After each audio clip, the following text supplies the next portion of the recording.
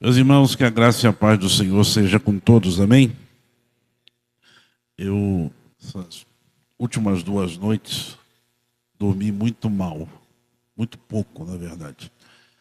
Essa madrugada eu fiquei acordado das 2 horas até agora, não é? Por causa de alguma coisa respiratória que está me atrapalhando a garganta e me atrapalhando de estar aqui com os irmãos. Mas peço que orem por mim e já agradeço pelas orações de forma antecipada. Então, está perigoso acontecer comigo aqui aquilo que eu ouvi de uma pessoa, né, que diz de um pastor que sonhou que estava dormindo e quando acordou ele descobriu que estava mesmo, né? Então, eu espero, né? Espero que a gente consiga chegar até o fim aqui. O salmo que nós vamos estudar é exatamente esse que já foi lido, Salmo 139. Isso porque ele se encaixa muito bem na nossa série, naquilo que nós estamos trabalhando, sobre quem é Deus, não é? Começamos semana passada falando um pouco sobre quem é esse Deus, e hoje vamos falar um pouco mais de um Deus que nos conhece, um Deus que sabe quem a gente é, sabe o que a gente faz. Eu vou reler o Salmo, eu vou pedir a você para ter paciência, eu vou ler o Salmo todo. Ainda bem que não é o 119, né? Só o 139. Mas eu lerei aqui, eu gostaria que você prestasse atenção na sua Bíblia acompanhando. Diz assim: Senhor, tu me sondaste e me conheces, tu sabes o meu assentar e o meu levantar, de longe entendes o meu pensamento, cercas o meu andar e o meu deitar, e conheces todos os meus caminhos. Não havendo ainda palavra alguma na minha língua, eis que logo, ó Senhor, tudo conheces. Tu me cercaste por detrás e por diante, e puseste sobre mim a tua mão. Tal conhecimento é para mim maravilhosíssimo, tão alto que eu não o posso atingir. Para onde me irei do teu espírito, ou para onde fugirei da tua face? Se subir ao céu, lá tu estás. Se fizer no inferno a minha cama, eis que tu ali estás também. Se tomar as asas da alva, se habitar nas extremidades do mar, até ali a tua mão me guiará e a tua destra me susterá. Se disser de certo que as trevas me encobrirão, então a noite será luz à roda de mim. Nem ainda as trevas me encobrem de ti, mas a noite resplandece como o dia. As trevas e a luz são para ti a mesma coisa, pois possuíste as minhas entranhas, cobriste-me no ventre da minha mãe. Eu te louvarei, porque de um modo assombroso e tão maravilhoso fui feito.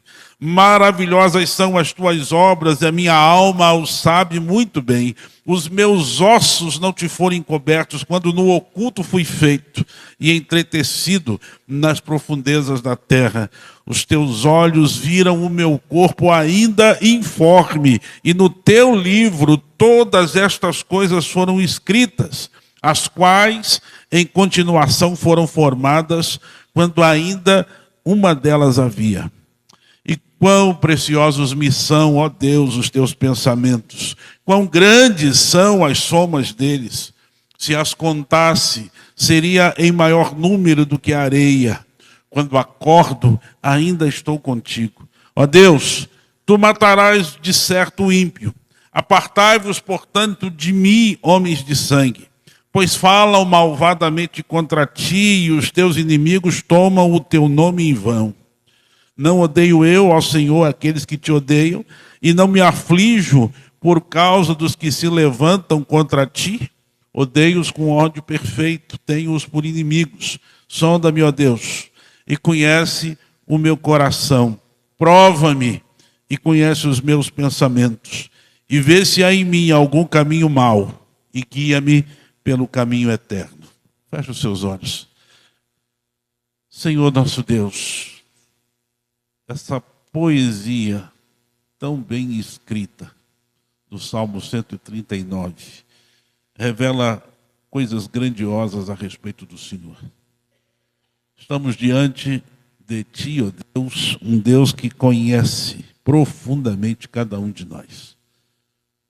E nós tememos diante disso. E trememos. Que não há nada que fique encoberto ao Senhor. Não há lugar que a gente possa se esconder. Todos estamos diante de Ti como um livro aberto. E o Senhor sabe de todas as coisas. O Senhor tem acesso à nossa vida.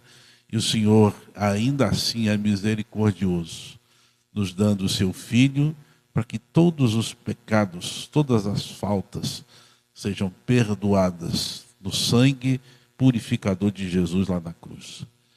E hoje, ó Deus, nós os que cremos em Jesus, que o temos como Senhor e Salvador, estamos celebrando, cantando esses louvores que foram deixados para nós, para nossa reflexão, para nosso pensamento, para a gente se lembrar de quem o Senhor é. Ó Deus, fala conosco por Tua palavra, por favor, nos ajude. Precisamos dar, ó Deus, alguma resposta ao Senhor diante de tão grandiosidade o Senhor tem e diante de tão grande amor o Senhor demonstrou por nós em Jesus. Nós te agradecemos e te oramos no nome dele, no nome de Jesus. Amém. Tudo bem, meus irmãos? A gente vive uma época em que as pessoas investem muito tempo e muita energia tentando esconder quem de fato elas são. Parece que é uma tentativa, né, a gente chama isso de usar máscaras, né, máscaras sociais. A gente se apresenta para os outros de uma forma diferente. Você quer ver um negócio assim mais claro dessa tentativa? É o uso dos famosos filtros nas redes sociais. Não é? A gente nunca quer se mostrar como a gente realmente é. Né? Há todo um trabalho de edição da fotografia para a gente sair melhor do que aquilo que de fato a gente olha no espelho. Então, meus irmãos, a gente faz essa seleção cuidadosa daquilo que a gente vai falar para mostrar aos outros, muitas vezes, apenas as nossas vitórias. Para mostrar para as pessoas como a gente conseguiu ser bem-sucedido, como a gente é bom, não é? Só que existe alguém diante de quem nenhuma máscara funciona, não adianta usar filtro. Estamos diante do Salmo 139, escrito pelo rei Davi, e eu acredito seja um dos poemas mais profundos das Escrituras. E ele não nos fala de um Deus distante, frio, ou um Deus que só dita regras lá no céu. Não, ele fala de um Deus intensamente pessoal, que se importa com a gente, ao ponto de conhecer os detalhes mais íntimos da nossa existência. Ele sabe de tudo. E a gente vai caminhar um pouquinho por esse salmo para a gente descobrir o que significa ser completamente conhecido por Deus. Quando você olhar o Salmo 139, de 1 a 6, você já descobre aquilo que a teologia vai chamar de onisciência. Deus conhece todas as coisas. Então temos um Deus, adoramos a um Deus que sabe tudo a meu respeito e a seu respeito. Davi vai começar o salmo nesses primeiros 6 versos declarando: Senhor, tu me sondaste e me conheces. Tu sabes o meu assentar e o meu levantar. De longe entendes o meu pensamento. Cercas o meu andar e o meu deitar e conhece todos os meus caminhos. Meus irmãos, a palavra sondar aqui traz a ideia de algo que está sendo examinado profundamente. Como quem está fazendo escavação para procurar alguma coisa muito valiosa ou muito oculta. Quem está cavando em busca de um tesouro. Deus não tem, meus irmãos, um conhecimento superficial sobre você. Ele te conhece por inteiro. Não é como alguém que só olha você aí na rua e sabe o seu nome. Não. O texto diz que ele sabe quando você senta e quando você se levanta. O texto está afirmando que antes que a palavra saia da sua boca, Deus já conhece inteiramente o que você vai dizer. Veja o verso 4, ele diz: não havendo ainda palavra alguma na minha língua, eis que logo, ó Senhor, tudo conheces. Estamos diante de um Deus que conhece os pensamentos da gente, os medos secretos, as intenções reais do nosso coração estão completamente expostas diante do nosso Deus. Então, Davi conclui, meus irmãos, que esse nível de conhecimento é extremamente maravilhoso e elevado, de um jeito que a mente humana não consegue compreender. Porque a gente é limitado diante desse Deus. Esse conhecimento total de Deus é o que a teologia vai chamar de onisciência. Meus irmãos, o fato de Deus saber absolutamente tudo sobre você vai ter pelo menos 2 efeitos muito práticos na sua vida, no seu dia a dia. Em primeiro lugar, vai ser um alerta quanto a qualquer pecado que você tenha. Se você mantém alguma coisa errada, achando que ninguém está vendo, esse salmo está lembrando que os olhos do Senhor estão sobre sua vida. Ele sabe. Não há segredo diante de Deus. Não há como esconder-se dele, nem esconder qualquer coisa dele. Meus irmãos, em segundo lugar, talvez o mais importante, é saber também que se Deus sabe tudo que eu penso, se Ele conhece todas as coisas, isso serve de consolo para a gente no dia da nossa angústia. Às vezes, a gente passa por tristezas que a gente não consegue explicar para os outros. Às vezes a gente passa por situações que são difíceis. As palavras da gente acabam faltando, a gente não sabe como expressar. E nesses momentos também a gente tem que se lembrar que Deus entende os nossos pensamentos, ainda que eles sejam confusos. Ainda que você nem consiga organizar o que está na sua mente, Deus conhece e Deus sabe. Isso é tão interessante, tão maravilhoso, que em Romanos 8, Paulo vai dizer que a gente nem sabe orar direito e que é o Espírito Santo que traduz para Deus o que a gente faz. Deus aqui, conhecendo a nossa mente, explica para Deus o que de fato a gente precisa, o que de fato a gente estava falando. Então, meus irmãos, Deus entende os pensamentos que a gente não consegue expressar para os outros. Ele vê as nossas lágrimas lá no travesseiro, quando ninguém está mais perto. Deus sabe de tudo. E eu quero te dizer algo importante. Você é totalmente, profundamente compreendido por Deus. Deus te conhece de modo extremamente profundo e por isso Ele pode ajudar você. E é por isso que você pode contar com Ele.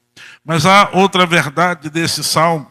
A partir do verso 7 até o 12, o salmista Davi nos apresenta um Deus que a gente não pode fugir da presença dele. Eu costumo dizer que Jonas não devia ter lido esse salmo, não devia ter conhecido, né? Porque o texto do livro de profeta Jonas é Deus chamando Jonas para ir para um lugar, e o texto diz: Jonas pagou sua passagem, mas para fugir da presença do Senhor. Se ele tivesse lido o Salmo 139, ele ia descobrir que não tem jeito de fazer isso, não é? Mas ele tentou, coitado, não é? Ele tentou. Meus irmãos, Davi faz uma pergunta que a gente chama na língua portuguesa de retórica. Para onde me irei do teu espírito e para onde fugirei da tua face? É aquela pergunta que não precisa de resposta, porque ela já tem uma resposta implícita. Lugar nenhum. Para onde eu vou fugir? Que Deus não saiba. Para onde eu vou me esconder? Que Deus não esteja presente? Lugar nenhum. Davi está usando, vamos dizer, fazendo uso de extremos, né, para ilustrar essa verdade. Ele está dizendo: olha, se eu subir ao céu, Deus está lá. Se eu for no inferno e botar minha cama, Deus está lá. Se eu tomar, olha a linguagem poética, né? Se eu tomar as asas da alva e habitar nas extremidades do mar, o que ele diz? Até ali a mão de Deus vai me guiar. Até ali Deus está presente. Não tem como fugir da presença de Deus. Ele chega a dizer, meus irmãos, no verso 12, que nem a escuridão da noite pode nos esconder de Deus, porque ele está dizendo, as trevas para Deus são como luz, a mesma coisa.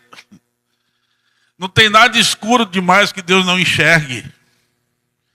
Meus irmãos, isso que a Bíblia vai chamar de onipresença. Deus está, a Bíblia na teologia vai chamar de onipresença. Deus está presente em todo lugar que Ele quiser estar presente. É interessante olhar para isso, porque muitas vezes a gente peca e falha, e a nossa primeira reação é tentar fugir de Deus. A gente parece que quer repetir os atos de Adão e de Eva quando tentaram se esconder de Deus no jardim após comer o fruto que Deus havia proibido que comessem. Só que essa passagem do Salmo 139 está nos ensinando que fugir de Deus é impossível. E tentar fazer isso só vai trazer desgaste e prejuízo para a gente. Deus irá e Deus estará onde quer que nós estivermos. Jonas aprendeu isso. Deus foi atrás dele. Ele tentou fugir, mas não teve jeito. Por outro lado, meus irmãos, isso significa, e aí é a parte boa que você precisa pensar, é que se Deus está em todo lugar onde Ele quiser estar, e onde você estiver, Ele vai estar, você nunca vai estar sozinho. Nunca você vai estar sozinho. Jamais. Meus irmãos, você pode estar lá num leito de hospital, no meio da madrugada, pode estar enfrentando o momento mais sombrio da sua vida financeira, ou mesmo da sua vida familiar, pode estar se sentindo, vamos dizer assim, engolido pelas trevas, mas a Bíblia diz que mesmo nessa escuridão densa que a gente entrou, a mão do Senhor está ao nosso lado, nos sustentando, nos segurando, nos guardando. Onde quer que você for amanhã, Deus já vai estar lá. Deus estará com você. Então, meus irmãos, o que a Bíblia está nos dizendo é que Deus está sempre presente. E por isso mesmo que Ele pode socorrer a cada um de nós.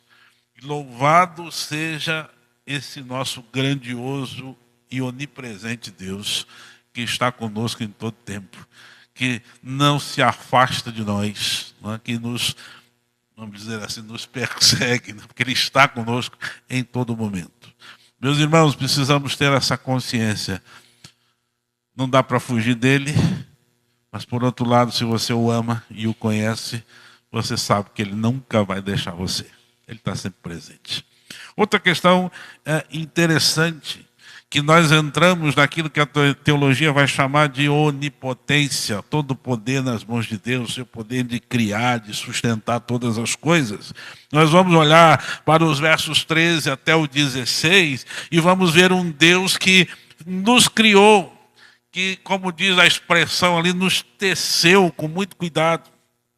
Davi passa a explicar por que Deus conhece a ele tão profundamente, tão bem. É que Deus é o seu próprio Criador. Veja o verso 13. Pois possuíste as minhas entranhas, cobriste-me no ventre de minha mãe. A ideia de cobrir e de entretecer aponta para uma ideia de um trabalho artesanal. É como se estivesse costurando ali, tecendo fio por fio, com muita atenção para sair alguma peça muito bem feita. É assim que Deus trabalha conosco.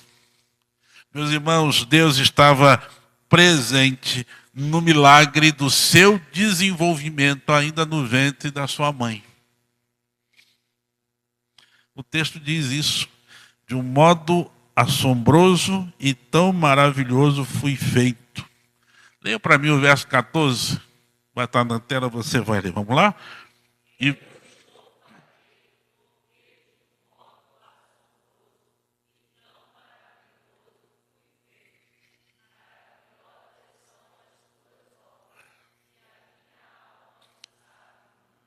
agora leia o 16.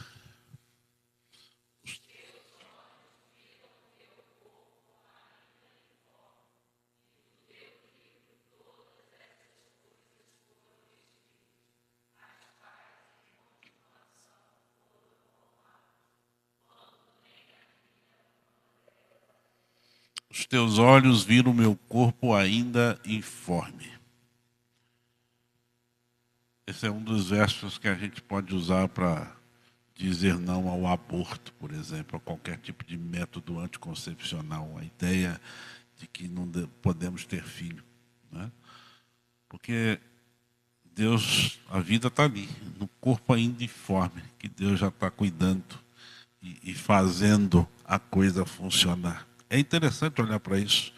Meus irmãos, aqui, quando a gente ainda não tem corpo formado, Deus já está cuidando e vendo. Isso é para você entender que a gente não é um erro, que a gente não é um acidente cósmico, uma coincidência biológica, nada disso.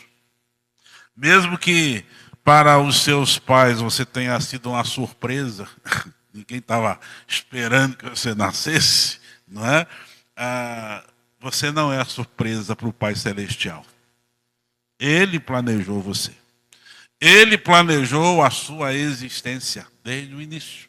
Meus irmãos, isso tem que destruir completamente qualquer tipo de sentimento de inferioridade que o mundo tenta colocar em nós.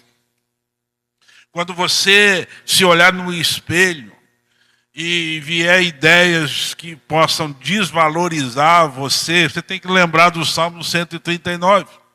Porque o Criador, o nosso Deus, formou você, e diz o texto de forma maravilhosa, e Ele escreveu os seus dias com um propósito. A sua identidade não é definida pelo que as pessoas falam sobre você, mas pelo fato de que o próprio Deus assinou em você a obra que Ele fez. Você é o grande poema de Deus, é a grande obra que Deus fez. A Bíblia vai dizer que o ser humano, Deus o coroou de glória e de honra. Ele diz, fez um pouco menor do que os anjos, mas ainda assim coroou de glória e de honra. Então, meus irmãos, esse Salmo 139 nos revela um Deus onipotente, que tem todo o poder nas mãos, capaz de nos criar e de criar todas as coisas, de sustentar todas as coisas. Você precisa conhecer esse Deus de perto. Você precisa vivenciar uma experiência pessoal com esse Deus, vivendo no temor desse Deus. Você não pode brincar com um Deus assim. Você não pode fingir que é crente. Você não pode brincar com essas coisas. Você está diante de um Deus extremamente grandioso, misericordioso é fato, mas com poder para destruir qualquer coisa. E que você tem que ter temor e tem que servi-lo com alegria no seu coração, porque Ele te amou tanto. E aí, como é que esse Salmo 139 vai apontar para Jesus?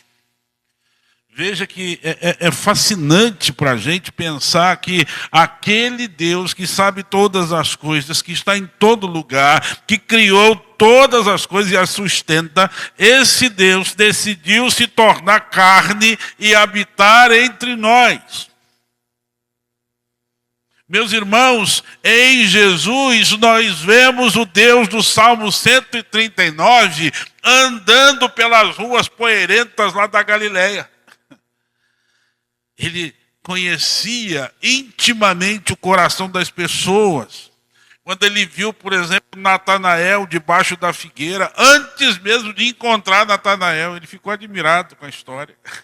Meus irmãos, Jesus, por exemplo, contou para a mulher samaritana toda a história de vida dela, sem nunca tê-la conhecido. Na verdade, ele já conhecia muito bem. É um Deus que está sempre presente, um Deus que conhece todas as coisas. Mas Cristo fez mais do que apenas conhecer a gente, sabendo que o nosso coração era cheio de caminhos maus, falhas que a gente não tem condições de esconder diante desse Deus. Jesus foi para a cruz.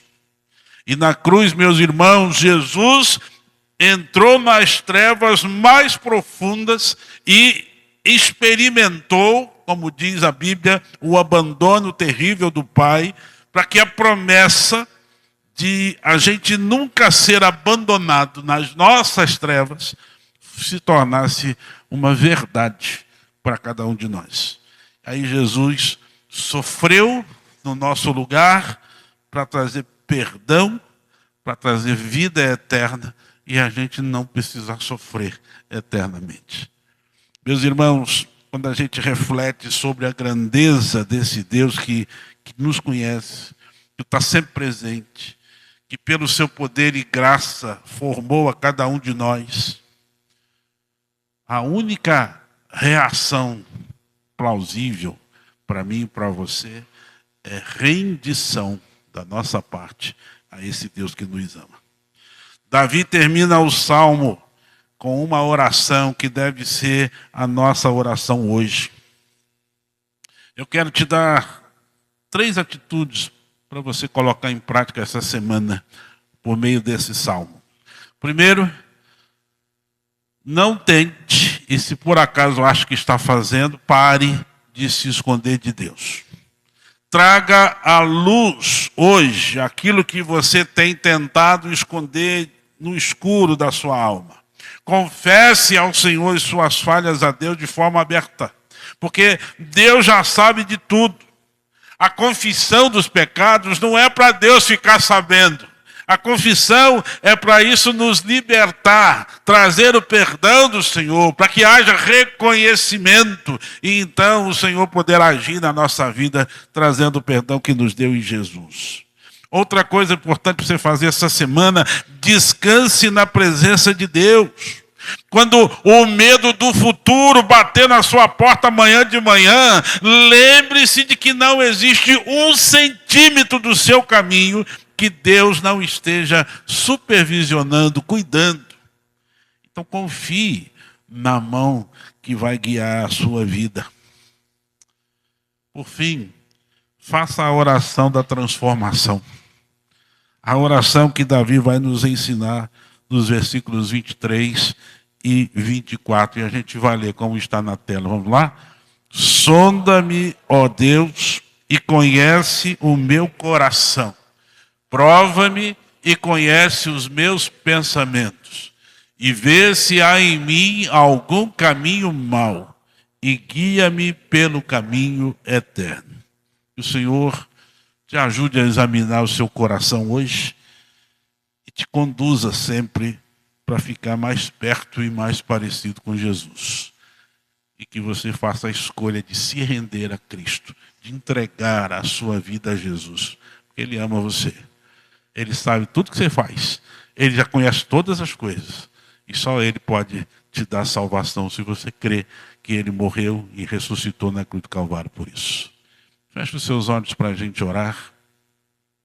Eu quero dar a você que está aqui hoje, se você ainda não é um crente em Jesus, a oportunidade de tomar uma decisão por Cristo. Se você deseja entregar a sua vida a Cristo, entende que está diante de um Deus que não dá para esconder nada, que Ele sabe todas as coisas, mas que Ele é amoroso e misericordioso para perdoar você em Jesus. Você só precisa crer na pessoa de Cristo. Se você quer receber essa salvação, essa alegria no seu coração, eu quero te convidar a levantar uma das suas mãos. Alguém, nessa noite, gostaria de entregar sua vida a Cristo? Nossos irmãos estão orando por você. Se você deseja, levante sua mão, eu gostaria de orar com você. Alguém?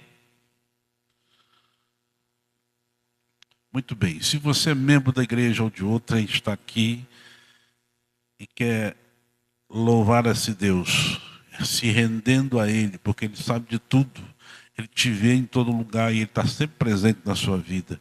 E se você quer permitir que Ele continue agindo, quer se entregar nas mãos dEle, em confiança, em fé, sabendo que Ele cuida de você, eu quero te convidar a ficar em pé para a gente orar a oração, encerrando esse momento. Nosso Deus, nós somos muito gratos ao Senhor por Tua palavra. E a gente sabe, ó Deus, que ela não volta para o Senhor vazia. Tua palavra garante que ela produz frutos, o fruto que Deus estabeleceu que ela deve produzir na vida de cada um de nós. O que nós pedimos nessa noite, Senhor, é que nos dê sabedoria para que a gente abra o coração para o Senhor. O Senhor conhece todas as coisas, mas a gente precisa reconhecer nossa fragilidade, nossas falhas, nossos pecados. A gente precisa chorar diante do Senhor aquilo que estamos fazendo de errado, mas na certeza de que em Cristo há perdão, em Cristo há salvação, há transformação da nossa vida. Então, como orou o teu servo, o rei Davi, nós também oramos agora. Vê se há em nós algum caminho mau e guia-nos pelo caminho eterno. Coloca a gente para trilhar sempre nos passos de Jesus. Que a gente se torne cada dia mais parecido com Jesus, temendo a um Deus que conhece todas as coisas, um Deus que está sempre presente, que não tem como a gente fugir, e um Deus que nos amou profundamente em Cristo, lá na cruz do Calvário. Ó Deus, recebe a nossa oração, nossas vidas, nosso louvor, o que estamos te oferecendo, o que temos para te oferecer é isso. Que haja em nós essa rendição, esse desejo sincero de nos submeter à vontade do teu Espírito. Fala conosco nesta noite, Pai. Termina esse culto completando aquilo que talvez eu, com a minha voz, não consigo, mas que o teu Espírito pode fazer de transformação na vida de cada um dos teus servos. E receba o que estamos te oferecendo nesta noite, em nome de Jesus.